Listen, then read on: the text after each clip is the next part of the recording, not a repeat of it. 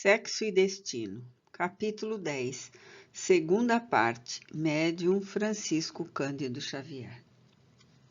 Precedendo o descanso, entendi-me a sós com Félix, que me aprovou o desejo de continuar prestando assistência a Nogueira e à filha.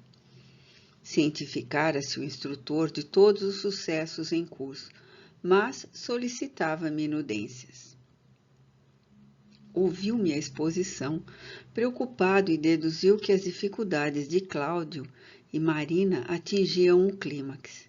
Necessário apoiá-los, socorrê-los. Mediante os compromissos em que se emaranhavam, impossível alinhar previsões. O benfeitor falava sereno. Para mim, porém, muito fácil verificar-lhe o suplício oculto. De quando em quando, lágrimas lhe umedeciam os olhos, que ele, padrão de coragem, não chegava a derramar. Mesmo assim, contendo a emotividade, sugeriu providências e articulou planos, que eu voltasse, encetando a nova etapa de assistência junto de Marina em Botafogo. Apreciava em Moreira um cooperador diligente, que o tempo se incumbiria de valorizar. Todavia, supunha trabalho complexo demais para ele sozinho. O encargo de manter a jovem doente livre dos vampirizadores, cujo número aumentava com as atitudes inesperadas de Márcia, estimulando Nemésio a uma aventura que raiava pela demência. Que me reunisse desse modo a Moreira, alentasse Marina, estendesse os braços para Cláudio e, quanto nos fosse possível, amparasse Márcia e os dois Torres, sempre que nos propiciassem os meios para isso. Prometeu que nos acompanharia, confiando na bênção do Senhor, que a tudo prevê e provê nas horas justas. Compreendi. Félix sofria conformado. Chorava por dentro. Acatando-lhe as instruções, no dia seguinte dispus-me ao retorno. Antes, porém, de empreender o regresso, porque me interessasse pelos assuntos de sexo e penalogia, refletindo nas enfermidades obscuras que enxameiam na terra.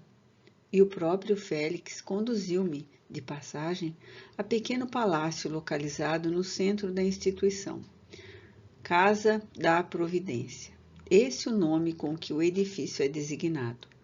Curioso fórum das almas irmãs, onde dois juízes funcionam, atendendo aos petitórios formulados pelos integrantes da comunidade, relativos aos irmãos reencarnados na esfera física.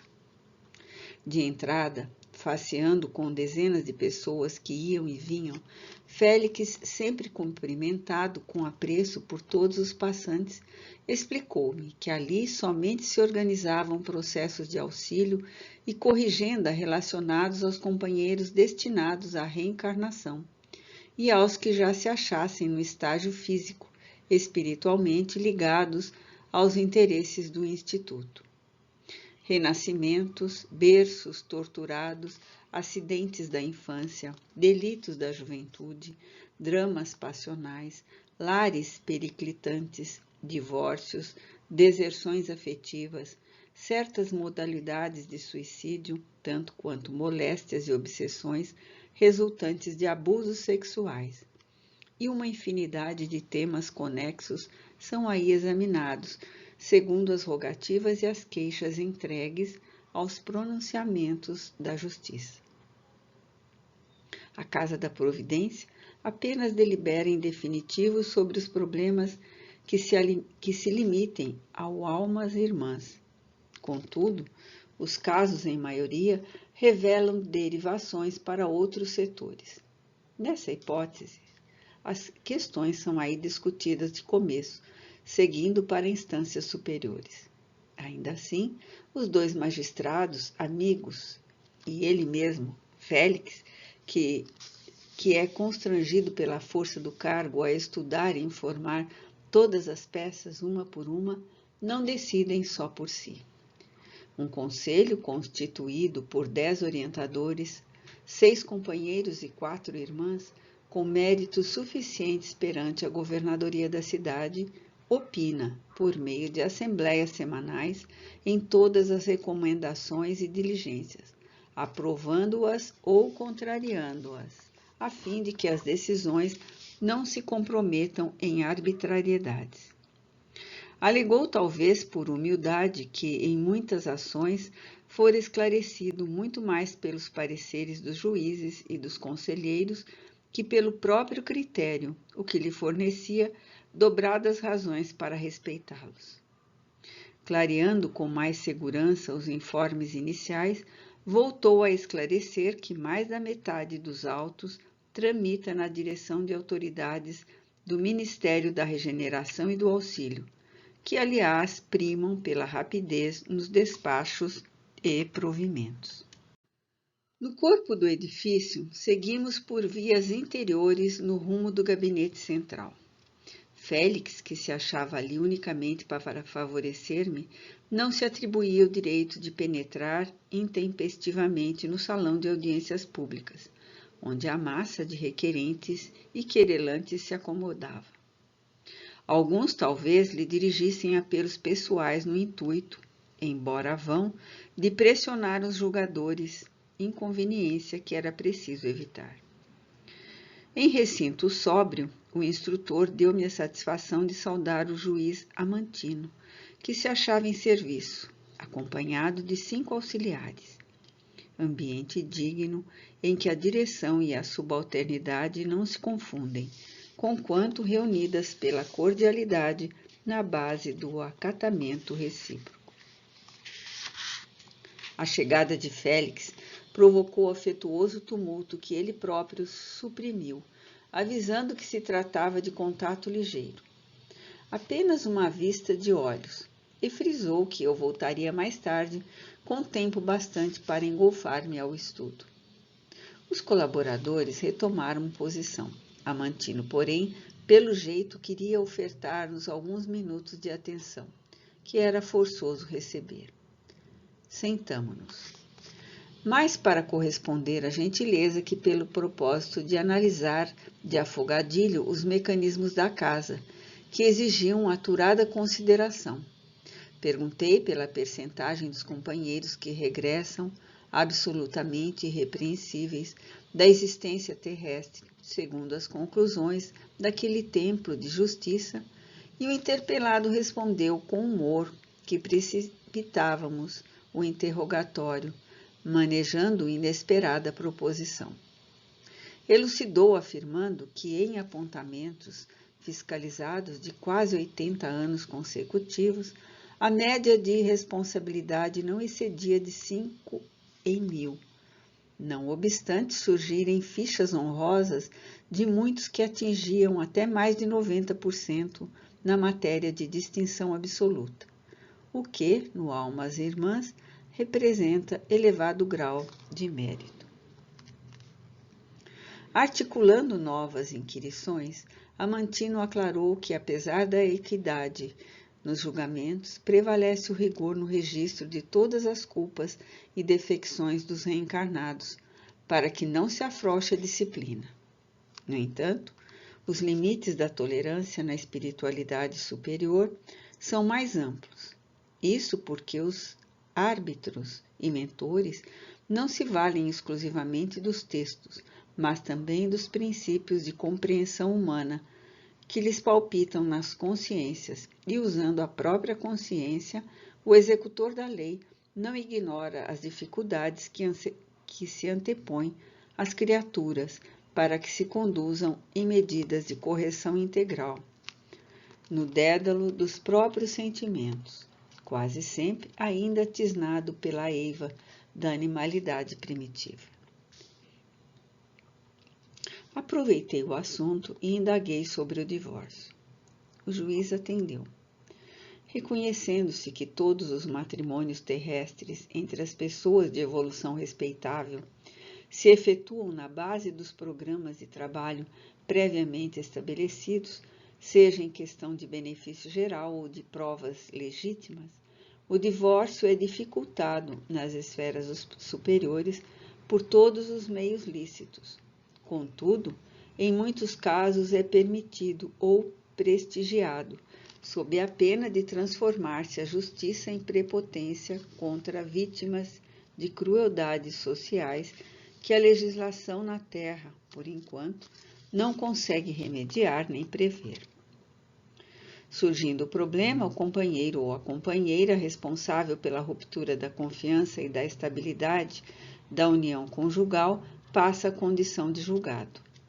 A vítima é induzida à generosidade e à benevolência por meio dos recursos que a espiritualidade superior consiga veicular, a fim de que não se frustrem planos de serviço, sempre importantes para a comunidade, compreendendo-se dentro dela os espíritos encarnados e os desencarnados, cujas vantagens são recíprocas com a humildade e a benemerência de qualquer dos seus membros. Em razão disso, alcançam a pátria espiritual na condição de enobrecidos filhos de Deus, as grandes mulheres e os grandes homens, justificadamente considerados grandes diante da providência, quando suportam sem queixa as infidelidades e as violências do parceiro ou da parceira de reduto doméstico, esquecendo incompreensões e ultrajes recebidos, por amor às tarefas que os desígnios do Senhor lhes colocaram nos corações e nas mãos, seja no amparo moral à família consanguínea ou na sustentação das boas obras. Os que possuem semelhante comportamento dignificam todos os grupos espirituais a que se entrosam e venham dessa ou daquela religião, desse ou daquele clima do mundo. São acolhidos sob galardões de heróis verdadeiros, por haverem abraçado sem revolta os que lhes espancavam a alma, sem repelir-lhes a afeição e a presença. No entanto, os que patenteiam incapacidade de perdoar as afrontas, conquanto se lhes lastime a ausência de grandeza íntima, são igualmente amparados no desejo de separação conjugal, que revelem, adiando-se-lhes os débitos para resgates futuros e concedendo-lhes as modificações que requeiram. Chegados a esse ponto, o homem ou a mulher continuam recolhendo o apoio espiritual que lhes seja preciso, segundo o merecimento e a necessidade de cada um, atribuindo-se tanta liberdade e tanto respeito ao homem quanto à mulher no que tange à renovação de companhia e caminho com as responsabilidades naturais que lhes decorram das decisões. Assim acontece, ajuntou Amantino compreensivo, porque a divina providência manda exaltar as virtudes dos que amam sem egoísmo, sem desconsiderar o acatamento que se deve às criaturas de vida reta, espoliadas no patrimônio afetivo. Os executores das leis universais, agindo em nome de Deus, não aprovam a escravidão de ninguém e em qualquer sítio cósmico se propõem levantar consciências livres e responsáveis que se elevem para a suprema sabedoria e para o amor supremo, veneradas e dignas, ainda mesmo que para isso escolham multimilenárias experiências de ilusão e de dor. Impressionado, inquiri sobre a moral nos países terrestres, onde um homem guarda o direito de possuir várias esposas. Amantino, porém, destacou que a poligamia, mesmo aparentemente legalizada entre os homens, é uma herança animal que desaparecerá da face do mundo e que, achando-nos numa instância inspirada pelos ensinamentos do Cristo, não nos cabia olvidar que perante o Evangelho basta um homem para uma mulher e basta uma mulher para um homem. Ponderou que há provações e circunstâncias difíceis em que o homem ou a mulher são chamados à abstenção sexual, no interesse da tranquilidade e da elevação daqueles que o cercam, situação essa que não modificam sem alterar ou agravar os próprios compromissos. Perguntei se a casa providenciava auxílio, conforme a extensão dos erros. Ele redarguiu bem-humorado que o auxílio se verifica justamente pela extensão dos acertos. Quanto mais exato o espírito reencarnado na prática dos deveres que lhe competem, mais amparo recolhe nos dias obscuros em que se resvale no desatino. Qualquer pedido de ajuda ali formulado, antes de tramitar, é analisado à luz de contabilidade segura pelo documentário pertencente ao candidato para quem se requisita favor. Acertos ou como haveres, desacertos por débitos. Somados uns e outros, verifica-se de imediato até que ponto será possível ou aconselhável o atendimento, determinando-se a média do auxílio atribuível a cada petitório individual. Salientou, entretanto, que, nessa clara aplicação do direito, muitos requerimentos de socorro nas diligências empreendidas se transformam automaticamente em provisões de corrigenda, porque se escasseassem créditos aos interessados, sobejando dívidas, o resguardo assume a forma de emenda, o que às vezes irritava os solicitantes, sem que lhes fosse possível modificar o curso da justiça. Nesse sentido, as preces, ou mesmo apenas as vibrações de alegria e reconhecimento de todas as criaturas encarnadas ou desencarnadas, beneficiadas pelos requeredores, funcionam à guisa de abonos e cauções de significado muito importante para cada um, tanto ali quanto em qualquer lugar, sublinhou Amantino, convincente. Creia ou não na imortalidade, qualquer pessoa é alma eterna. Por isso, independentemente da própria vontade, as leis da criação marcam no caminho de todo espírito os bens ou os males que pratique, devolvendo frutos na base da sementeira. Efetuando-se o aperfeiçoamento moral de etapa em etapa e compreendendo-se a existência física por aprendizado da alma, entretecido de acertos e desacertos, com raras exceções, a individualidade em qualquer plano da vida é apreciada e sustentada, acima de tudo, pelo rendimento de utilidade com que se caracterize no bem comum. Isso, destacou o juiz, é princípio geral da natureza. A árvore benfeitora atrai a defesa imediata do pomicultor. Animal prestimoso recebe do dono cuidados especiais. Lícito que a pessoa, quanto mais valor demonstre para a coletividade na terra ou em outras paragens, mais devotamento receba das esferas superiores. De nossa parte, nenhuma objeção. Todas as ponderações articulavam-se ali em direito líquido, espontâneo. Enunciei o propósito de saber como se operavam as audiências. Todavia, diante da recusa de Félix, que não concordava em alterar o serviço, Amantino propôs se ouvisse pelo menos um caso, ali mesmo no gabinete, para que mostra ligeira me fosse facultada.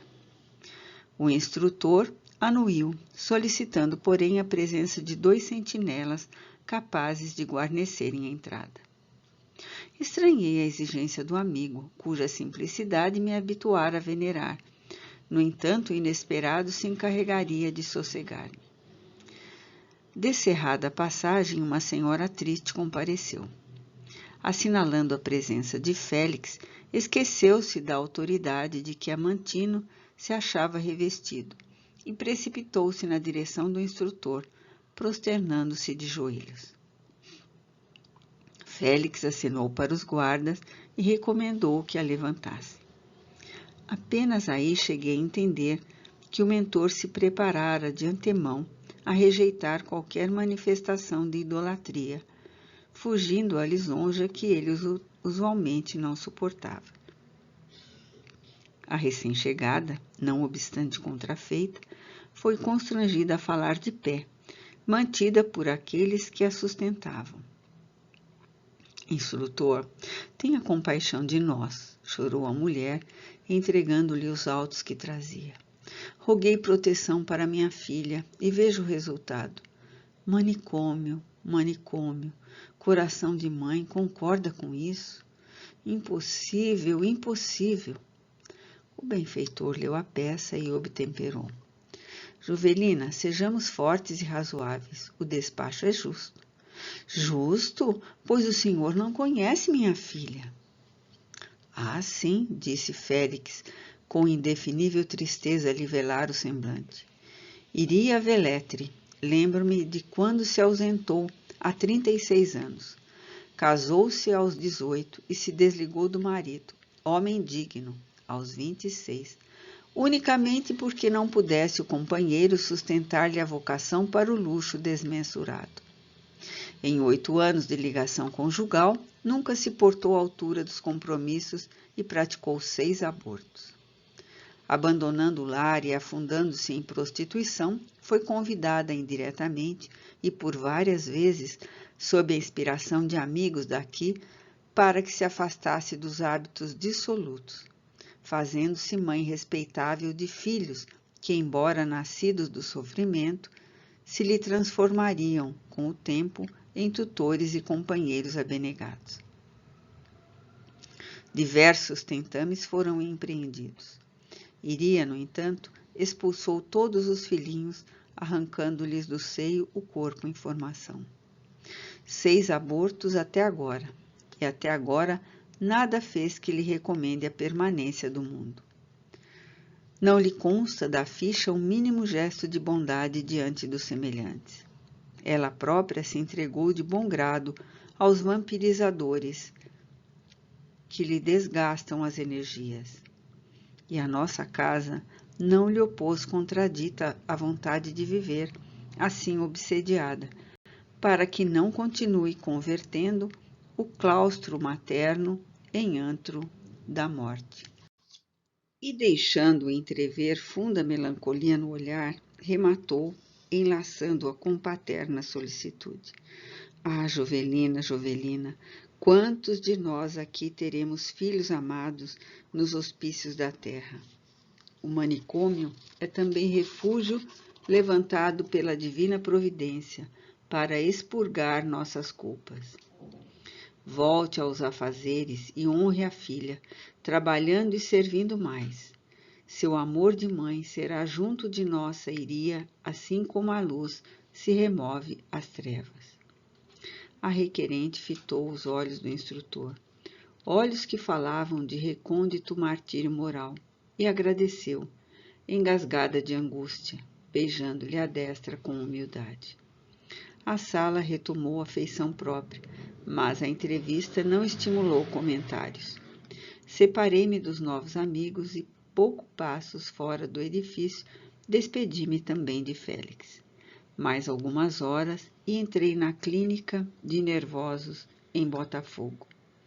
Marina, sob as atenções de Moreira, dormia agitada.